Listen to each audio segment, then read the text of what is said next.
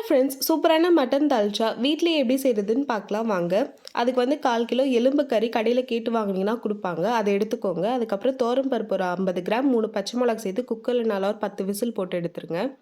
ஒரு பாத்திரத்தில் எண்ணெய் விட்டுட்டு எண்ணெய் நல்லா காய்ச்சதோ பட்டை, லவங்கம், ஏலக்காய் இதெல்லாமே சேர்த்துக்கோங்க. நட்சத்திர பூவும் சேர்த்துக்கோங்க. அதுக்கப்புறம் அதெல்லாம் நல்லா பொரிஞ்ச பிறகு 2 பெரிய வெங்காயம் சின்ன சின்னதாக கட் பண்ணி அதில் சேர்த்துக்கோங்க.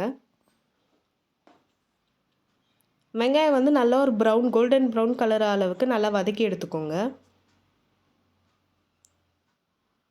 அது கூடவே ஒரு கொத்து கருவேப்பிலை நல்லா வாஷ் பண்ணி சேர்த்துக்கோங்க.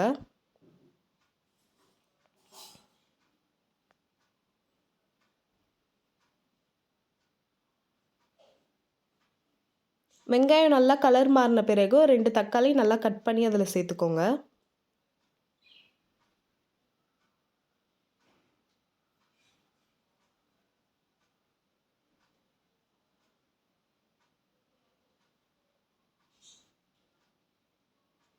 அதுக்கப்புறம் புதினா வந்து அதோட எசன்ஸ் வந்து முன்னாடி இறங்குறதுக்காக கொஞ்சம் முன்னாடியே சேர்த்துக்கோங்க. கொத்தமல்லி வந்து நம்ம லாஸ்ட்டாக சேர்த்துக்கலாம். ஒரு கொத்து புதினா நல்லா வாஷ் பண்ணிவிட்டு அதில் சேர்த்துக்கோங்க. அதுக்கப்புறம் உப்பு ஒரு 2லேருந்து 3 டீஸ்பூன் சேர்த்துக்கோங்க. தேவையான அளவு உப்பு நீங்கள் பார்த்து எவ்வளோ வேணுமோ அதை சேர்த்துக்கலாம். அதுக்கப்புறம் இஞ்சி பூண்டு பேஸ்ட்டு ஒரு 2 டீஸ்பூன் சேர்த்துக்கோங்க.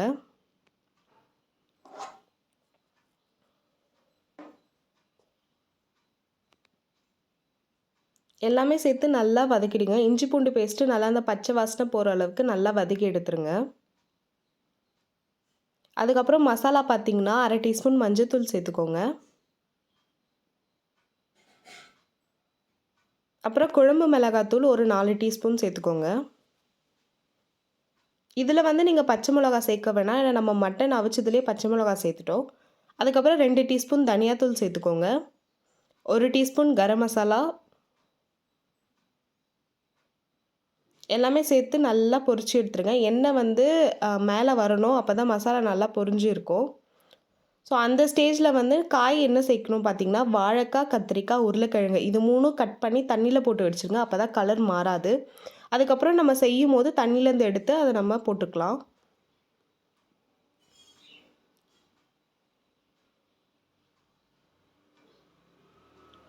ஸோ வாழைக்காய், கத்திரிக்காய், அதுக்கப்புறம் உருளைக்கிழங்கு இது 3ம் நல்லா கட் பண்ணிவிட்டு இப்போ நம்ம இதில் சேர்த்தாச்சு. இப்போ வந்து இது நல்லா வேகட்டும். அதுக்கு வந்து கொஞ்சம் தண்ணி சேர்த்துட்டு கொஞ்சம் நேரம் மூடி விட்டு நல்லா வேக வச்சு எடுத்துக்கோங்க.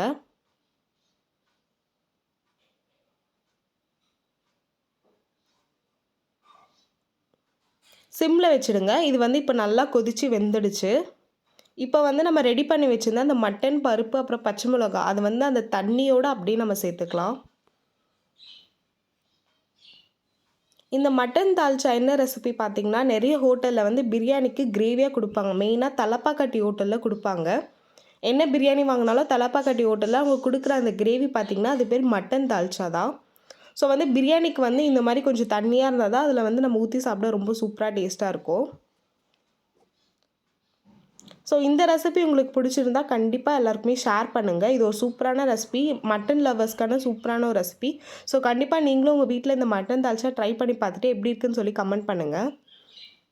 லாஸ்ட்டாக கொத்தமல்லி போட்டு இறக்கிடலாம். அவ்வளோதாங்க, சூப்பரான ஒரு mutton dalcha dish ready. So biryani பண்ணிங்கன்னா கண்டிப்பாக இந்த கத்திரிக்காய்லாம் யூஸ்வலாக செய்யாமல் இந்த மாதிரி டிஃப்ரெண்ட்டாக மட்டன் தால்ச்சா மாதிரி ட்ரை பண்ணி பாருங்கள். இது வரைக்கும் நம்ம சேனலை சப்ஸ்கிரைப் பண்ணாதவங்க நம்ம சேனலை சப்ஸ்கிரைப் பண்ணிவிட்டு அப்படியே பெல் ஐக்கான் ப்ரெஸ் பண்ணி வச்சுக்கோங்க. ஸோ இது போல் ரெசிபிஸ் எல்லாமே மிஸ் பண்ணாமல் நீங்கள் பார்க்கலாம்.